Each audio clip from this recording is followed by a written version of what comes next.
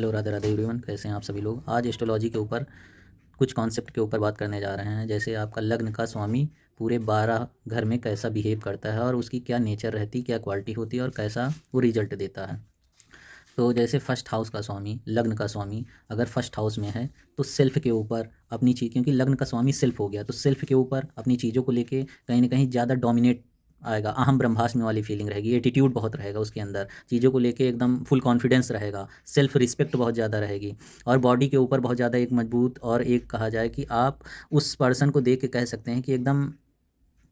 Authoritative और चीज़ों को लेके डोमिनेट करने वाला पर्सन है। लग्न का स्वामी सेकंड हाउस जाएगा तो वहाँ पे उसके पैसा, स्पीच और फैमिली ये इंपॉर्टेंट बन जाएगी कि मैंने फैमिली पे इतना पैसा खर्चा किया, मेरा गोल पैसा है। बात करेगा तो पैसे के ऊपर ही करेगा, बात करेगा तो पैसे के ऊपर ही करेगा और स्पीच पे ज़्यादा, और वो अपने आगे किसी की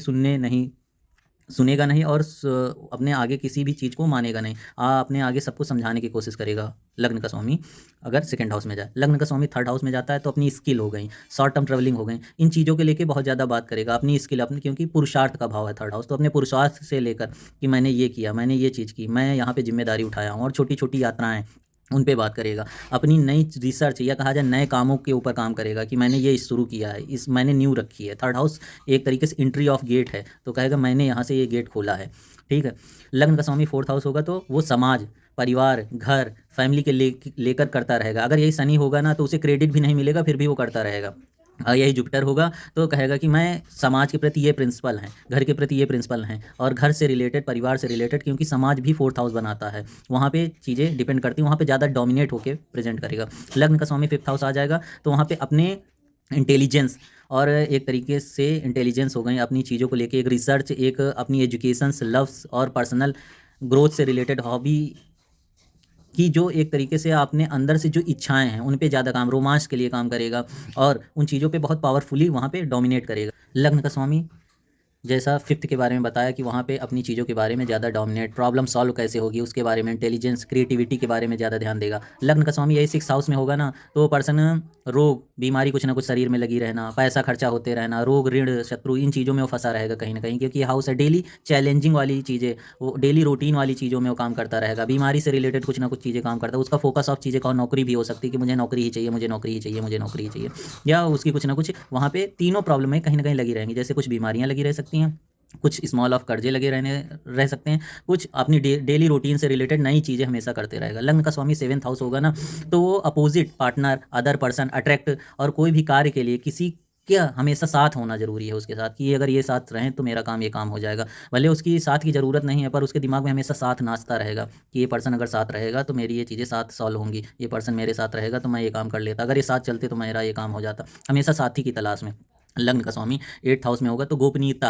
चीज़ों को लेके थोड़ा सा छुपा हुआ पर्सन रहेगा, अपनी चीज़ें रिवील नहीं करेगा, मुसीबत में हमेशा कहेगा कि मैं इन चीज़ों को छोड़ दूंगा, त्याग दूंगा, हमेशा ट्रांसफॉर्मेशन की बातें करेगा। कुछ ना चीज़ों के प्रति एडिक्ट भी हो सकता है, या कह सकते हैं लत लग सकती है उस पर्सन को। और पैसा, पैसे से रिलेटेड, इनहेरिटेंस से रिलेटेड वहाँ भी उसका दिमाग रहेगा। पर अगर वो ऑकल्ट या रिसर्च संबंधित चीज़ों में ज़्यादा इंक्लूड होता है तो वहाँ पे थोड़ा सा रिजल्ट अच्छे हो सकते हैं। यही कहा गया है एक डिक्टिम में कि एट्थ लॉर्ड लगन में चला जाए तो खुद ही महिषासुर एक तरीके से भस्मासुर बना घूमता फिरता है, कि वो बहुत सारी चीज़ें हैं, वो अचानक से कहता है मैं ये कर दूंगा, वो कर दूंगा। मतलब लग्न का स्वामी का फोकस कहाँ गया, एट्थ हाउस। एट्थ हाउस क्या है, मृत्यु का घर है, और वहाँ पे ट्रांसफॉर्मेशन का घर है, हिडन है, चीज़ों को लेके बहुत छुपा हुआ है, रिवील नहीं कर रहा है।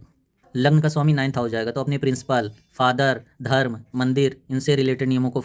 फॉलो करेगा, इनसे रिलेटेड चीज़ों को कहेगा मेरे ऐसे प्रिंसिपल हैं, मेरे ऐसे नियम हैं। वो शायद उनका विरोध भी करने लग जाए, जैसे मरकरी है तो वो खुद के प्रिंसिपल हो जाएंगे उसके, कि मेरे बनाए हुए प्रिंसिपल हैं। वो तोड़ मरोड़ के चीज़ें पेश करने के लिए लग जाता है कि ऐसे नहीं ऐसे होगा, और अपने प्रिंसिपल। लग्न का स्वामी अगर यही टेंथ हाउस में होगा तो स्ट्रॉन्ग ऑफ करियर बताता है, स्ट्रॉन्ग ऑफ अपनी प्रोफेशन को बताता है, वहाँ पे फोकस्ड होगा कि मुझे प्रोफेशन में ऐसे ही चाहिए, मुझे प्रोफेशन को लेके ऐसे ही चीज़ें होनी चाहिए। एक तरीके से 22 ऐसी एटीट्यूड हो सकता है, खुद का प्रभाव, अथॉरिटेटिव हो सकता है, जिम्मेदार हो सकता है, चीज़ों को लेके बहुत ज़्यादा अग्रेसिव हो सकता है, अपने कर्म के लिए अग्रेसिव हो सकता है। यही अगर लग्न का स्वामी जुपिटर होगा ना तो इसे सपोर्ट नहीं मिलता है, ना इसकी फैमिली में इसे सपोर्ट मिलता है, ना ही इसे कोई गाइडेंस मिल पाती है, क्योंकि कैप्रिकॉन मूल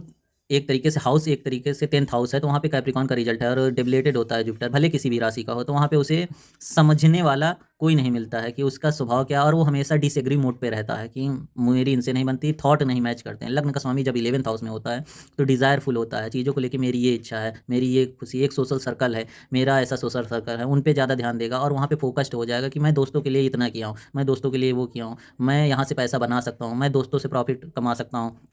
हाईली एम्बिशियस पर्सन लग्न का स्वामी अगर 11th हाउस में है होता है तो, और लग्न का स्वामी जब 12th हाउस में होता है तो अपने से व्यय वाले हाउस में जाता है, तो कुछ ना कुछ प्रॉब्लम उसकी लाइफ में लगी रहती है, कुछ ना कुछ बॉडी रिलेटेड प्रॉब्लम लगी रहती है, एकांत पसंद करता है, वीकनेस होती है, ज़्यादा चीज़ों को लेकर डेली रूटीन में काम नहीं कर पाता है, हेल्थ से इमोशन से कहीं ना कहीं डिटैच्ड रहता है, आइसोलेटेड रहना पसंद करता है, और हमेशा व्यय, किसी न किसी चीज़ का व्यय लगा रहता है, खर्चा, क्योंकि 12th है तो शरीर का कहीं ना कहीं से उस तरीके से उपयोग न कर पाना, और वो शरीर की वो एनर्जी को वहाँ पे आइसोलेशन में खर्च करता है। ये रहा लग्न का 12 घरों में एक स्मॉल सा इंट्रो। अगर और जानना चाहते हो तो कमेंट करिए और बाकी चीज़ें और डिस्कस करेंगे इस विषय पे।